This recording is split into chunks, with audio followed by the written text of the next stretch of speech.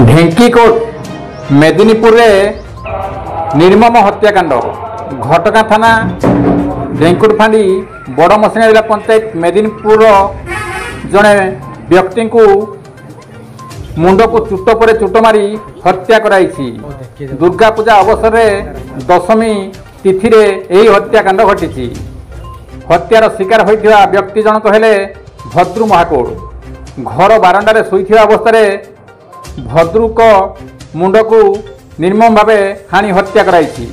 हत्याकारी धरा पड़ी नाहंती। खबर पाई घटगां एसडीपीओ विजय कृष्ण महापात्र, आईआईसी सुभ्रांत कुमार जेना, ढेंकुट फांडी एसआई त्रिनाथ नायक प्रमुख घटनास्थल पहुंची तदंत करुछंती। कविंद्र राउत का रिपोर्ट, केडी न्यूज ओडिया।